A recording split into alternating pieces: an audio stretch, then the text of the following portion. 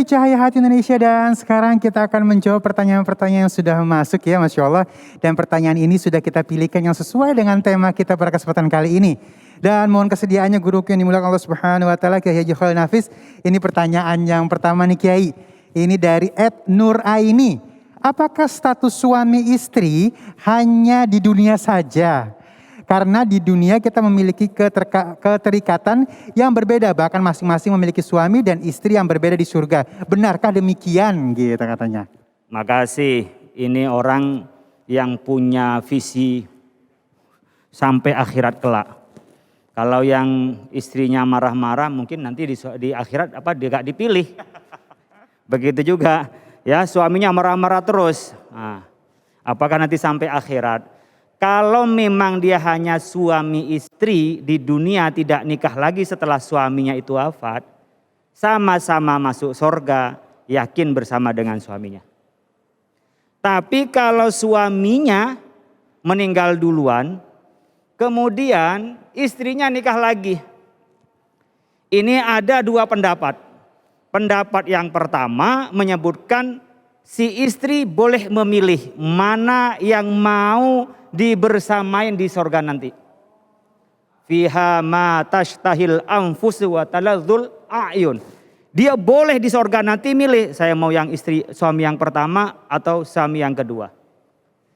Tapi ada yang menyebutnya bahwa ayyumam ra'atin tuwfiya anha zaujuha, kalau ada perempuan suaminya itu wafat, ya, wa tazawwajat ba'dahu, kemudian dia menikah lagi setelah suaminya itu meninggal, fahiya li akhiri azwajiha, maka dia bersama dengan suami yang terakhir.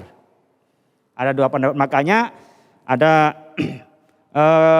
seorang sahabat yang meninggal, kemudian istrinya nggak mau menikah lagi dengan orang lain karena takut nanti tidak bersama dengan suami yang pertama. Jadi ada dua pendapat. Mana yang benar? Yang benar tentunya kita nanti di akhirat yang tahu. Tetapi ada memang hadisnya seperti itu, ada penafsiran Al-Quran seperti itu. Kita tunggu, yang penting kita masuk surga. Mau dengan suami yang pertama, mau dengan suami dengan yang kedua, itu pasti enak. Begitu juga kalau kita nanti di surga, tidak lagi bertemu dengan suami yang menjadi kenikmatan hakiki. Bertemu dengan Allah, itu yang paling nikmat. Di dunia inilah yang suami istri yang enak. Karena apa? Yang lain bikin bingung. Kalau kita nih dengan banyak masalah, dengan banyak tantangan, hanya satu-satu yang nikmat adalah menggauli istri. Bersama dengan istri atau istri bersama dengan suami. Tapi di akhirat kelak tentu enggak ada yang melebihi nikmatnya. Kalau kita cinta kepada Allah, hanya melihat Allah. Itulah yang paling nikmat di surga kelak. Masya Allah, Masya Allah. Baik Kiai, kita masuk ke dalam pertanyaan kedua Kiai. Mohon izin, ini pertanyaan dari Al-Fatah_17. Guru sedikit keluar dari tema katanya nih ya. Mau tanya, sering banget kita secara nggak sadar ngabisin waktu. Bangun tidur buka HP. Tahu-taunya udah siang katanya. Bagaimana cara mengatur waktu yang baik? Terus harus mulai dari mana dulu ya? Makasih.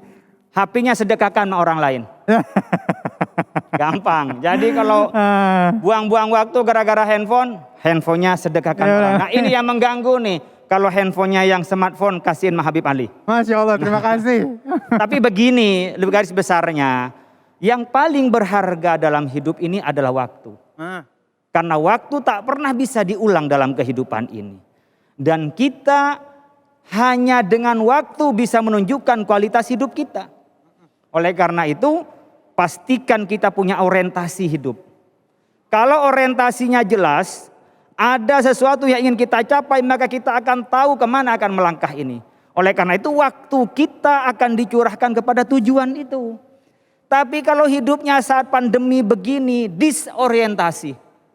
Pekerjaan tidak ada, kesibukan tidak ada target apa-apa. Maka apa? Ya pastinya hanya bermain handphone, bermain media sosial, apalagi yang di-share, yang disampaikan hal yang tidak bermanfaat. Tapi kalau kita punya orientasi, ini teman-teman yang dosen, kami lah ya, kami berpikir, saya pada saat ini mumpung banyak waktu, tidak banyak tersedot oleh pertemuan-pertemuan waktu kita, saya bisa nulis jurnal. Saya bisa mendokumentasikan, menulis buku-buku. Ya, saya bisa menulis tentang doa-doa agar diamalkan oleh murid-murid saya. Saya harus dokumentasikan, harus kita cetak, kasihkan sama anak-anak. Jadi banyak yang akan kita lakukan, ada orientasi dalam hidup ini. Maka saya mikir, wah, sehari ini saya harus bisa nulis berapa halaman, saya harus baca berapa buku. Maka insya Allah media sosial, handphone ini tidak menjadi orientasi kita. Tapi kalau kita disorientasi, mau tidur sampai habis baca HP. Baca di HP. Mungkin ada yang dahinya hitam, itu bukan kelamaan sujud. Tapi apa? Udah ngantuk masih pegang HP, jadi jatuh ke dahinya cetung. Ya, banyak jedok. Jadi di sini hitam itu bukan kelamaan sujud, tapi HP-nya yang jatuh ke kepalanya ketika mau tidur. Bangun tidur, HP lagi. Kenapa?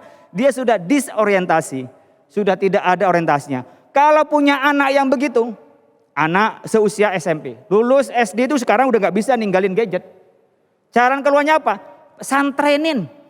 Nih ada pesantrennya kayak Syarif Rahmat. Santrenin, nggak bakalan bawa HP kan Kiai? Nggak bawa HP.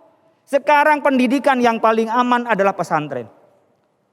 Selain di rumah kadang-kadang orang tua sudah nggak bisa mendidik anaknya. Apalagi pendidikan online yang belajar ibu bapaknya. Saya itu pengalaman selama online itu ketika santri balik ke pesantren saya itu harus diajar di awal lagi. Allahu Akbar. Mau tahfidnya, mau baca kitabnya, ya, tajwidnya, zikirnya itu diulang lagi dari awal. Makanya meskipun PPKMD seperti sekarang ini di pesantren aman, orang nggak masuk ke dalam, yang masuk di dalam adalah orang-orang yang sudah steril dan pendidikan masuk. Oleh karena itu, menurut saya kita sekarang memang kebanjiran informasi. Kalau tidak bisa menyeleksi informasi, kita akan kebawa oleh zaman itu dan menjadi hancur oleh perkembangan zaman. Tapi kalau kita bisa menyeleksi dan bisa menggunakan sebaik-baiknya alat ini, dipakai seperlunya, dipakai sepentingnya, maka akan menjadi kebaikan. Tapi anak-anak kita, diri kita kadang-kadang masih belum bisa memanage sendiri.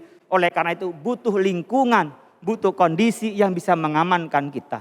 Ini semuanya banyak kebaikan, ini semuanya banyak keburukan, bahkan bisa masuk penjara gara-gara nulis yang gak karuan. Gara-gara ini, dan kita bisa juga jadi kebaikan, menyebarkan kebaikan kemana-mana gara-gara ini. Oleh karena itu, anak kita harus diberi wawasan tentang media ini. Diri kita juga hati-hati soal gak kurang belanja dari suami, curhat di medsos.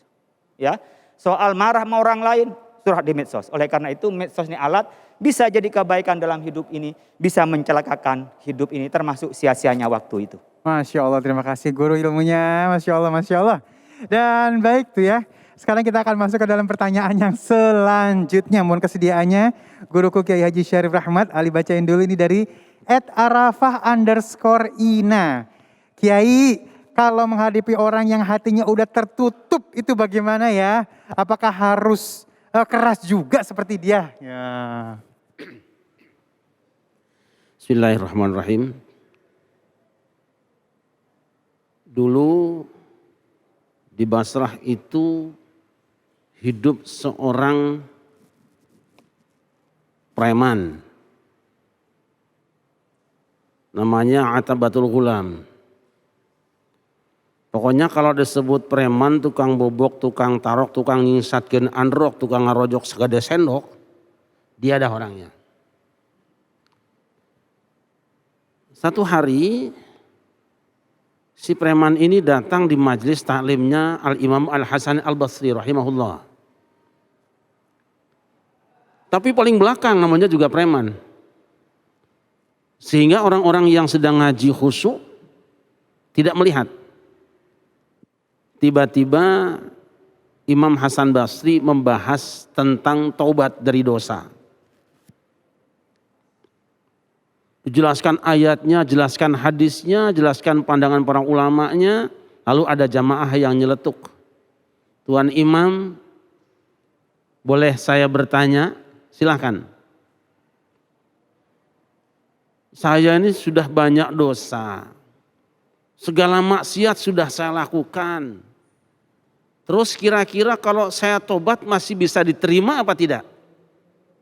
Ini sang waliullah ini Hasan Basri mengatakan, apapun dosa yang kamu lakukan, asalkan kamu tobat dengan benar, pasti diampuni oleh Allah.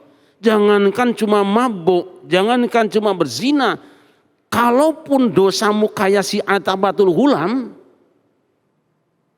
asal tobat dengan benar diampuni Allah. Mendengar jawaban ini si preman pingsan. Setelah pingsan ketahuan orang banyak, dirubung-rubung, siapa yang pingsan ini? Pas dilihat, nih dia nih si preman nih. Waduh, diam-diam dia nyusup ini ke sini ngaji nih. Jangan-jangan mau nyopet lagi nih orang. Pingsan, lalu sang imam turun dari majelisnya. Kenapa kamu ada di sini? Dan mau apa? Saya sebetulnya datang ke sini cuma iseng. Cuma tadi pas mendengar guru menyebutkan bahwa dosa saya bisa diampuni oleh Allah. Saat itulah saya sadar. Jadi saya akan diampuni. Kamu pasti diampuni oleh Allah. Meluncurlah dari lisannya doa. Ilahi, in kunta qabilta taubati wa ghafarta taubati fa akrimni bil fahmi wal hifzi hatta ahfadha kullama sami'tu min ilmi al-Qur'an. Ilahi akrimni bi husni shawti wan naqmati hatta annahu man sami'a qira'ati yazdadir qatan fi qalbihi wa in kana qasal qalb. Ilahi akrimni bi rizqil halali warzuqni min haitsu la ahtasib. Tuhanku, jika Kau benar telah mengampuni dosaku dan maafkan kesalahanku, muliakan aku dengan kecerdasan, dengan ilmu, sehingga aku bisa menghafalkan semua ilmu yang aku dengar. Tuhanku, muliakan aku dengan suara yang baik, sehingga siapapun yang mendengar suaraku kelak, dia akan tersentuh hatinya walaupun keras hatinya. Tuhanku, beri rizki aku dengan rizki yang di luar dugaanku. Doa ini diamalkan dan kemudian sang Bromo Cora, sang preman itu diangkat oleh Allah Subhanahu wa taala. Suaranya indah, asal dia membaca ayat Al-Qur'an, orang pasti ada yang menangis, bahkan ada yang pingsan. Dia diangkat menjadi waliullah. Dia adalah Syekh Atabatul Ghulam rahimahullah. Kenapa dia sadar? Hatinya yang membatu. Kenapa dia sembuh? Karena ada ulama yang hatinya ikhlas karena Allah, tidak membenci orang. Dia punya ilmu tutur katanya yang indah, ketika disebutkan tersentuh hati orang. Kita butuh orang-orang yang arif billah. Allahu a'lam bishawab. Masya Allah, Allahumma shalli Muhammad wa ala ali Muhammad. Baik, kita lanjutkan pertanyaan yang kedua. Ini dari @malik_alfat. Ada nggak sih azab atau karma buat orang-orang yang nggak punya hati di dunia ini? Ya. Ada sebuah hadis menyebutkan azab-azab itu tertunda, tapi ada yang cash di dunia, yaitu qati'ar. Orang yang memutuskan silaturahim, terutama durhaka pada orang tua, biasanya azabnya cash dibayar di dunia sebelum juga yang ditunda di akhirat. Ini diantara dosa yang insya Allah dibayar cash, maka hati-hatilah. Kemudian yang kedua, yaitu azab yang turun akibat doa orang yang dizalimi. Ittaqu da'watal mazlum wa in kana kafiran fa innahu laisa bainaha wa bainahu bainallahi hijabun.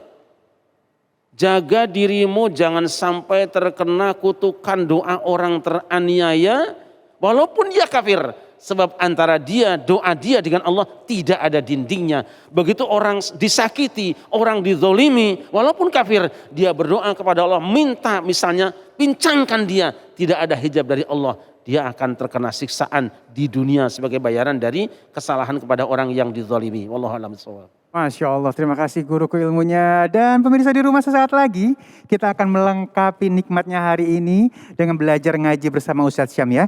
Jangan kemana-mana, tetap bersama kami di Cahaya Hati Indonesia.